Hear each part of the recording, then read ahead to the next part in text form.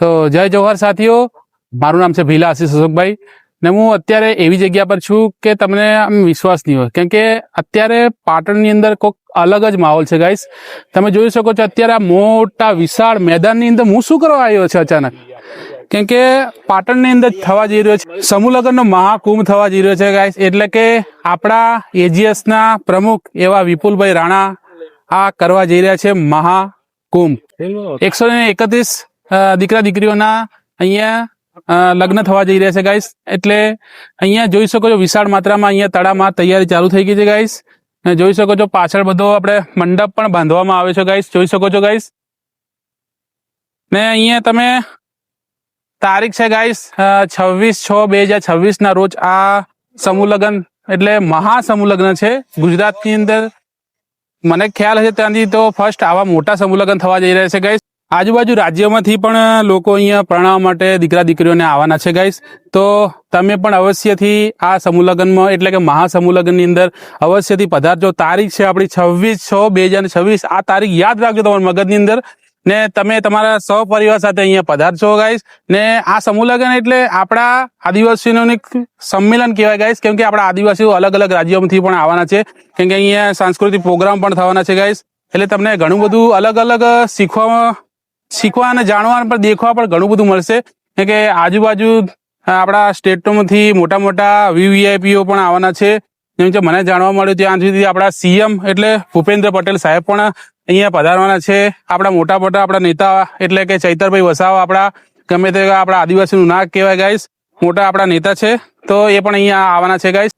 તો ગાઈસ હવે આગળની માહિતી એટલે આપણા આદિવાસી ભીલ પંચના આગેવાન શ્રી એવા દિનેશભાઈ ભીલ સાથે આપણે આગળની સમૂહ લગ્નની ચર્ચા કરીશું. ત્યાં આગળને હવે જોડાશે આપણા દિનેશભાઈ ભીલ. તો ગાઈસ હવે આપણી સાથે જોડાઈ ગયા છે દિનેશભાઈ ભીલ. તો સ્વાગત છે દિનેશભાઈ આપણી ચેનલની અંદર. તો અત્યારે હવે આગળની માહિતીના રૂપે જ્યાં સમૂહ લગ્ન થવા જઈ રહ્યા છે આપણે ગાઈસ, તો ત્યાંના સ્થળની માહિતી આપો તમે મને. આશીષભાઈ, અહીંયા પાટણ ખાતે 131 યુગલો જે આદિવાસી સંબંધના છે, જે પ્રભુતામાં પગલાં પાડી રહ્યા છે, તેના માટે આપણે વિશાળ જગ્યાનું આયોજન કરેલું છે. અહીંયા સૂર્યનગર બિલવાસથી થોડાક જ દૂર સુદનીપુર રોડ ઉપર આપણે 75 વીઘા જમીનની અંદર આ સમૂહ લગ્નનું આયોજન કરેલું છે, જે વિશાળ 32 વીઘા જમીનની અંદર માત્ર મંડપ અને બાકીની જગ્યાની અંદર વિશાળ પાર્કિંગ નું આયોજન કરેલું છે. એ વાત સારું કહેવાય. તો આટલી સરસ મજાનું આયોજન છે ગાઈસ. તો દિનેશભાઈ, આપણે આ સમૂહ લગ્નની અંદર કેટલા દંપતી જોડાયા છે અને કયા કયા રાજ્યોમાંથી આ સમૂહ લગ્નની અંદર જોડાશે? આશીષભાઈ, આ સમૂહ લગ્નની અંદર 131 નવયુગલો પ્રભુતામાં પગલા પાડશે.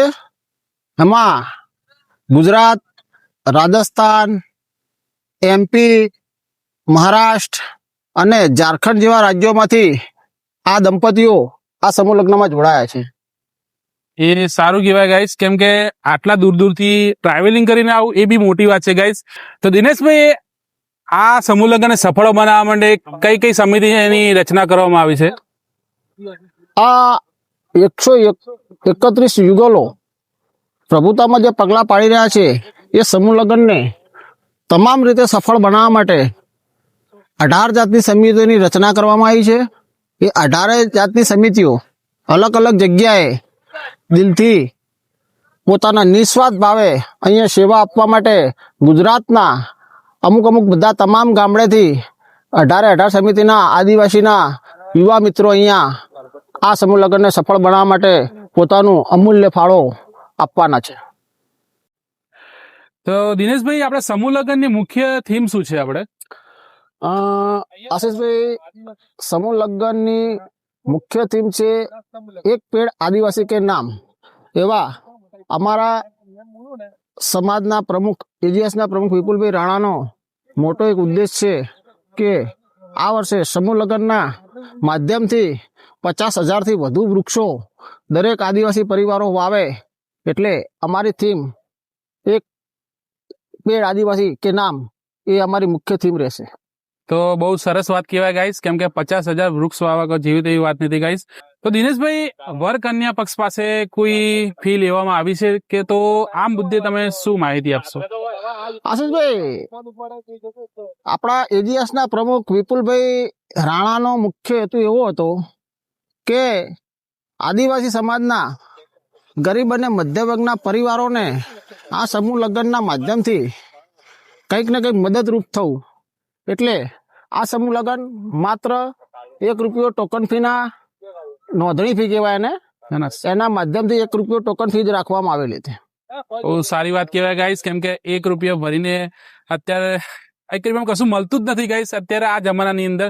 તો વિપુલભાઈ આપણા મહાસમૂહ લગ્ન કરવા જઈ રહ્યા છે 131 દીકરીઓના. તો બહુ સરસ વાત કહેવાય ગાઈસ. તો દિનેશભાઈ, મેં સાંભળ્યું છે કે આ સમૂહ લગ્નની અંદર મોટા રાજકીય નેતાઓ પણ જોડાશે ને બહારના ઘણા બધા વીવીઆઈપીઓ મહેમાન પણ આવવાના છે. એ સાચી વાત છે? 100% સાચી વાત છે આશીષભાઈ.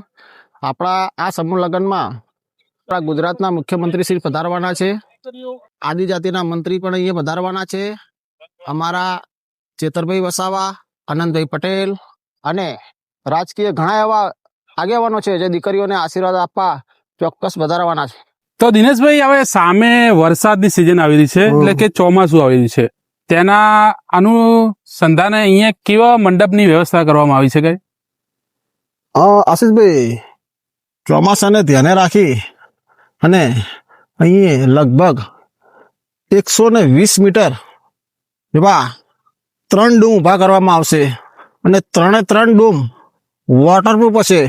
જે સામાન્ય વરસાદ હોય કે સામાન્ય વાવાઝોડું હશે, એમાં સમૂહ લગ્નને કોઈ પણ જાતની કોઈ અસર થઈ શકશે નહીં અને સમૂહ લગ્ન સંપૂર્ણ રીતે સારી રીતે થઈ શકે. તો ગાઈસ, આ બહુ સરસની વાત કહેવાય ગાઈસ, કેમ કે આટલી સરસ વ્યવસ્થા આ સમૂહ લગ્નમાં થવા જઈ રહી છે ગાઈસ.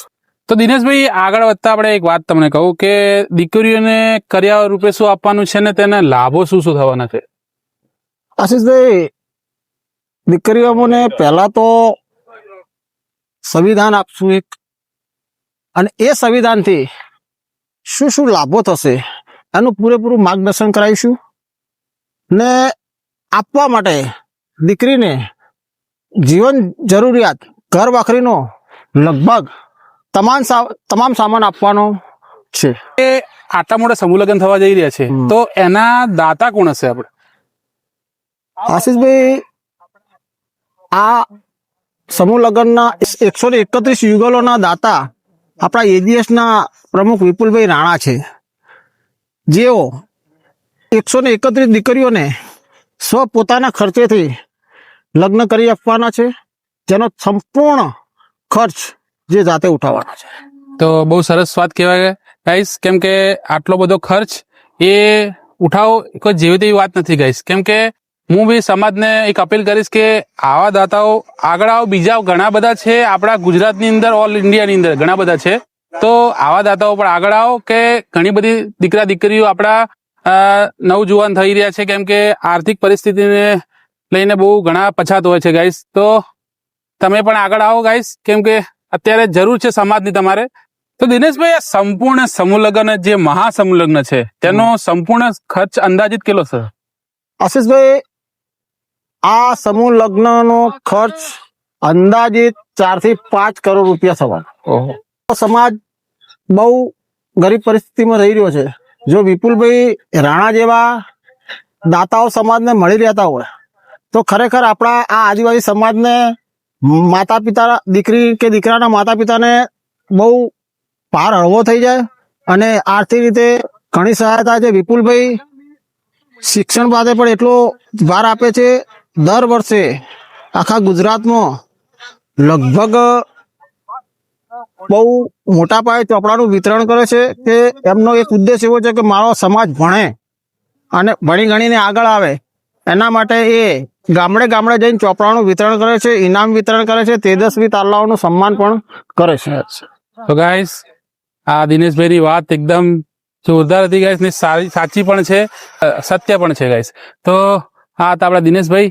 આ સમૂહ લગ્ન નથી, આ મહાસમૂહ લગ્ન છે ને આ પાટણમાં પહેલી વાર થવા જઈ રહ્યો છે ગાઈસ. તો તમે પણ અવશ્યથી આ સમૂહ લગ્ન એ પધારજો ગાઈસ. તો જય જોહાર ગાઈસ. તો તમે પણ આવજો ગાઈસ ને ફટાફટ આ વિડીયોને શેર કરજો ગાઈસ અને લાઈક કરજો, કમેન્ટ કરજો, સબસ્ક્રાઇબ કરજો. જો યુટ્યુબ પર જોતા હોય તો સબસ્ક્રાઇબ કરી નાખજો ને ઇન્સ્ટાગ્રામમાં જો તો ફોલો કરી નાખજો.